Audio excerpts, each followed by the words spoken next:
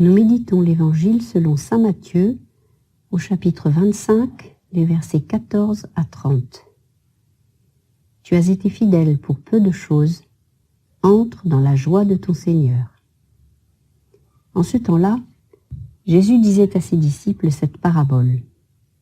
Un homme qui partait en voyage appela ses serviteurs et leur confia ses biens.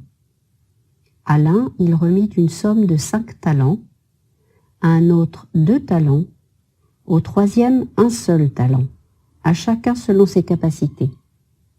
Puis il partit. Aussitôt, celui qui avait reçu les 5 talents s'en alla pour les faire valoir, et en gagna 5 autres. De même, celui qui avait reçu 2 talents en gagna 2 autres. Mais celui qui n'en avait reçu qu'un alla creuser la terre et cacha l'argent de son maître. Longtemps après, le maître de ses serviteurs revint et il leur demanda des comptes. Celui qui avait reçu 5 talents s'approcha, présenta 5 autres talents et dit « Seigneur, tu m'as confié 5 talents. Voilà, j'en ai gagné 5 autres. » Son maître lui déclara « Très bien, serviteur bon et fidèle. Tu as été fidèle pour peu de choses, je t'en confierai beaucoup. Entre dans la joie de ton Seigneur. » Celui qui avait reçu 2 talents s'approcha aussi et dit « Seigneur, tu m'as confié 2 talents. Voilà, j'en ai gagné 2 autres. » Son maître lui déclara « Très bien, serviteur bon et fidèle. Tu as été fidèle pour peu de choses, je t'en confierai beaucoup. Entre dans la joie de ton Seigneur. » Celui qui avait reçu un seul talent s'approcha aussi et dit « Seigneur, je savais que tu es un homme dur. Tu moissonnes là où tu n'as pas semé, tu ramasses là où tu n'as pas répandu le grain. J'ai eu peur et je suis allé cacher ton talent dans la terre. Le voici. Tu as ce qui t'appartient. » Son maître lui répliqua « Serviteur mauvais et paresseux, tu savais que je moissonne là où je n'ai pas semé, que je ramasse le grain là où je ne l'ai pas répandu. Alors il fallait placer mon argent à la banque, et à mon retour, je l'aurais retrouvé avec les intérêts.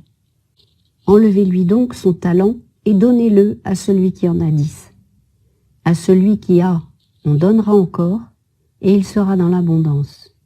Mais celui qui n'a rien se verra enlever même ce qu'il a. Quant à ce serviteur bon à rien, jetez-le dans les ténèbres extérieures. Là, il y aura des pleurs et des grincements de dents. Prière.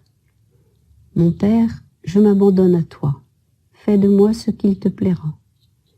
Quoi que tu fasses de moi, je te remercie. Je suis prêt à tout, j'accepte tout, pourvu que ta volonté se fasse en moi, en toutes tes créatures. Je ne désire rien d'autre, mon Dieu.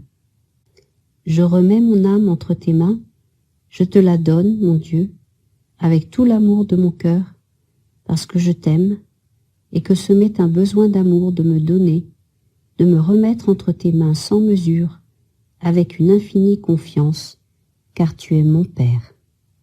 Prière d'abandon de saint Charles de Foucauld. Demande. Je me mets en présence de Dieu qui est toujours avec moi, au nom du Père, et du Fils, et du Saint-Esprit. Amen. Seigneur, je crois en toi, j'espère en toi, et je t'aime. Ouvre mon cœur à ton amour que tu veux me donner encore aujourd'hui. Réflexion, premier point.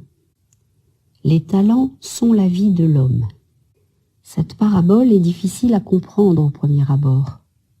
Dieu serait-il un maître qui donne de manière inégale à ses serviteurs et pour qui ne compte que le fruit de leur travail?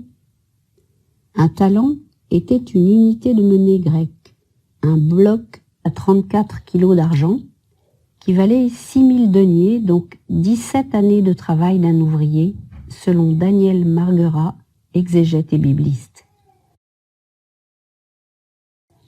Une première approche de cette parabole peut se comprendre dans le contexte des paraboles du jugement dernier.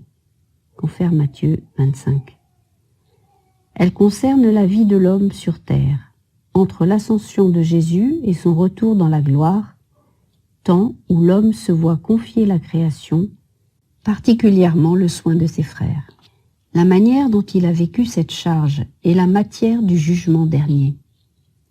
La vie est un don de Dieu qui nous invite à la vivre en plénitude.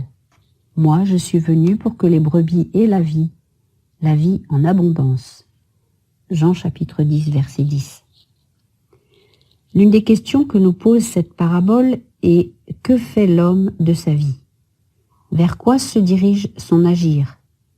Quel est son engagement envers ses frères ?» Dans ce contexte, Jésus nous invite à nous examiner sur la paresse et sur le sens que nous donnons à notre vie au service des plus pauvres et démunis. Deuxième point, j'ai eu peur. Une autre approche de cette parabole nous amène à nous arrêter sur les versets 24 et 25. Celui qui avait reçu un seul talent s'approcha aussi et dit « Seigneur, je savais que tu es un homme dur, tu moissonnes là où tu n'as pas semé, tu ramasses là où tu n'as pas répandu le grain. J'ai eu peur et je suis allé cacher ton talent dans la terre. Le voici, tu as ce qui t'appartient. » Ce n'est pas la paresse ou la négligence qui sont mises en évidence, mais bien l'expression de la peur du maître. J'ai eu peur fait écho au livre de la Genèse. J'ai entendu ta voix dans le jardin, j'ai pris peur. Genèse chapitre 3 verset 10. L'homme se laisse tenter par le doute envers son Créateur, et la peur entre dans l'existence humaine. Au lieu d'exprimer sa reconnaissance pour le don de la vie, l'homme s'enferme dans la peur du jugement, peur qui le paralyse et l'empêche de vivre en plénitude sa relation d'enfant de Dieu. La vie de l'homme est ce temps où nous sommes appelés à prendre conscience de notre filiation divine, connaître, servir et aimer Dieu. C'est là le sens de la vie sur terre qui nous prépare à la rencontre éternelle avec celui qui nous a créés par l'amour et pour l'amour. Dialogue avec le Christ. Jésus, toi qui es venu nous révéler le visage du Père, donne-moi de connaître l'amour du Père, Dieu riche en miséricorde, que tu nous as manifesté et fait connaître en toi-même. Confère Jean-Paul II, lettre encyclique Dives in Misericordia, chapitre 1. Résolution.